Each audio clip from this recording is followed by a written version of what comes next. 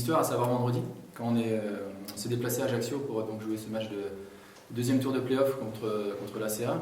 Et le report du match qui a eu lieu à l'issue des incidents que nous avons vécu là-bas, avec notamment le bus qui a été attaqué, caillassé, avec des bombes agricoles entre autres, et une bombe agricole qui a aussi été placée sous notre bus. Et donc tout ça avait amené les autorités de l'État à comment dirais-je, décaler le match et le faire rejouer. Donc non pas le soir même, ni le lendemain, mais hier, dimanche. Suite à cette décision de la commission de compétition, on a saisi la commission d'appel et demandé donc un décalage du match de 72 heures, et donc de ne pas jouer dimanche mais lundi, et à huis clos à Ajaccio. On était prêt d'aller jouer là-bas, et donc on a fait cette requête samedi, une requête qui a été tout simplement refusée.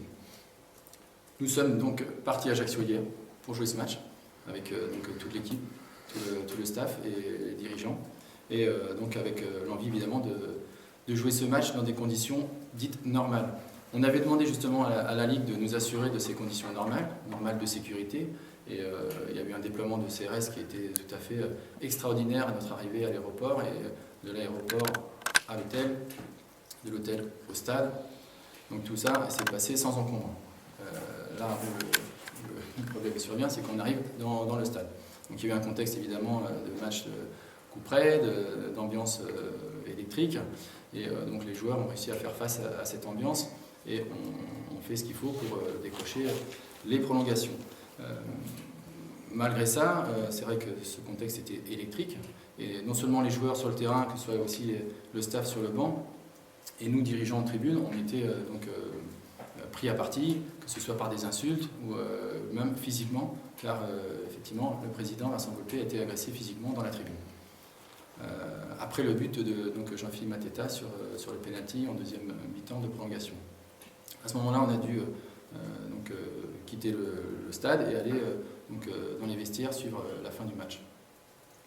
Donc tout ça, effectivement, c'est un contexte particulier, et il y a eu ça, mais il y a aussi des cartons rouges sur le terrain et l'entraîneur qui a été exclu.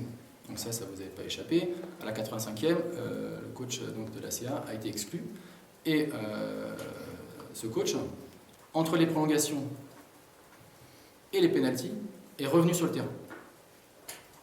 Ça, c'est un point du règlement qui, effectivement, est très important, et tout joueur exclu doit soit se positionner dans la tribune ou dans les vestiaires.